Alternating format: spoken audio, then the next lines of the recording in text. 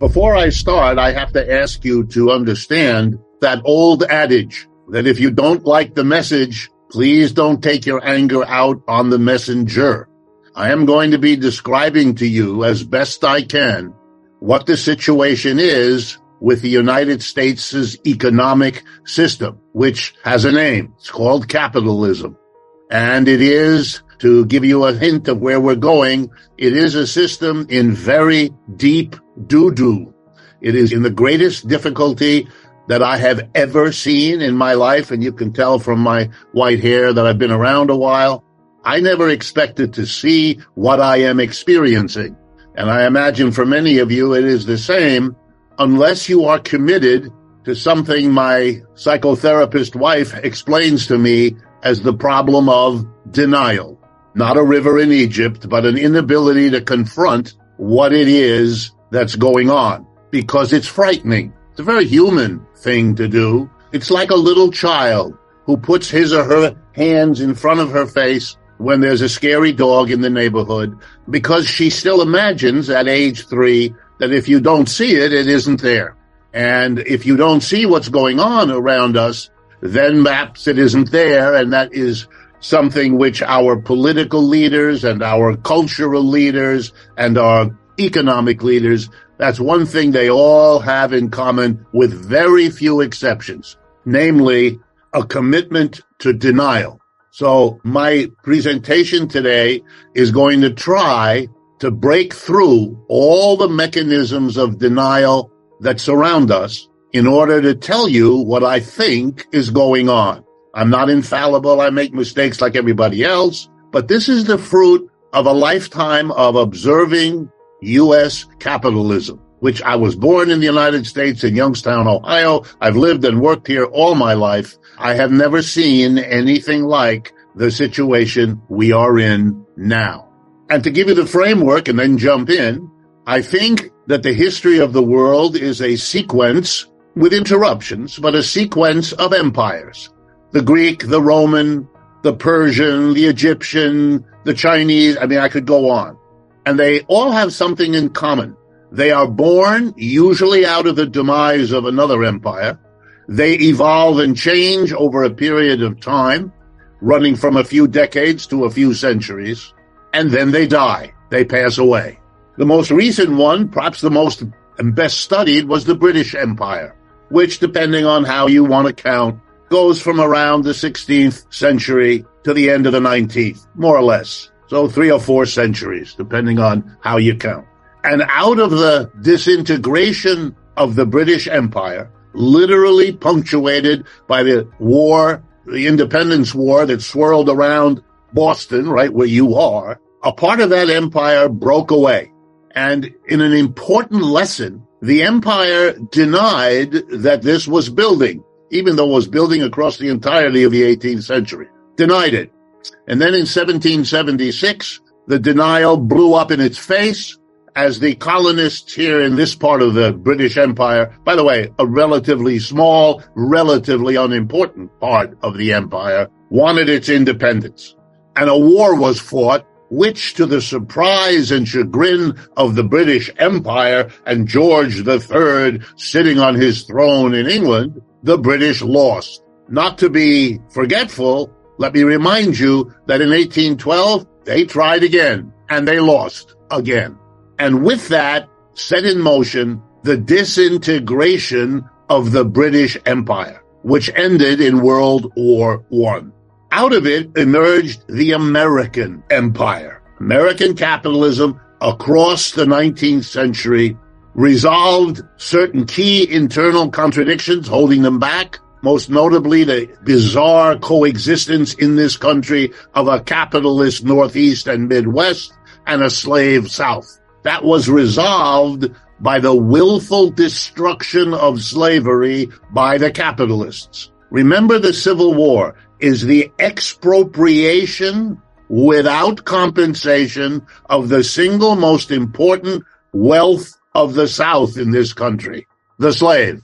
The slave was emancipated and thereby the white master impoverished. A very stark disregard for the sanctity of private property. And capitalism, having destroyed its competitor with enormous violence, took off. Starting in 1870, the United States capitalism had a century of economic growth. The most amazing thing is if you look at the statistics, crude as they are, especially in the early years, the United States grew uninterruptedly for that century, roughly 1870s to the 1970s. Every decade, real wages of workers were higher than the decade before, even across the Great Depression. Profits grew even faster. So you had this bizarre situation, quite rare in the world, of a capitalism that was able to give rising profits to its capitalists and rising wages to the mass of its workers, with, of course, the exception of those workers with the bad luck to not have been born white. Very important that they sink in. Why? Because if you do something like this, if you have a century of economic growth under an economic system like capitalism, it isn't so surprising that you think of the United States as exceptional, because in that regard, it was. If you're religious, perhaps you think God likes Americans better than he or she likes other people. If you're not religious, you will attribute it to who knows what. Entrepreneurship, my professors used to like to say, whatever in the world that's supposed to be. But it was exceptional. And Americans, whatever their other orientations, took on the notion that we live in an exceptional place. And they then really ran with that ball and began to imagine that this exceptionality was somehow inherent, and so it would last forever. It was upward and onward, the American economy, and it would carry our culture around the world to become the world's culture. Our political system would be the model. Our military would push away those backward people who wanted to resist. It became, and I use this word carefully, crazy.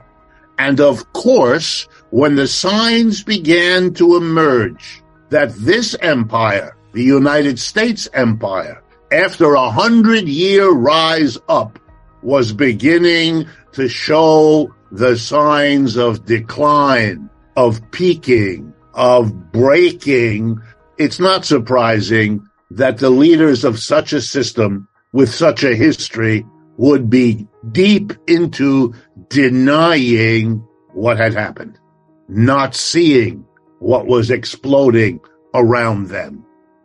Over the last few days, Americans have been confronted yet again with the level of violence committed every day somewhere in this country by the police against the citizens.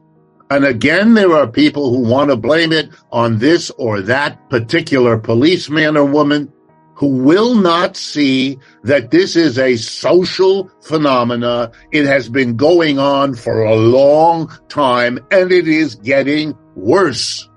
It's the same issue. It's the same denial.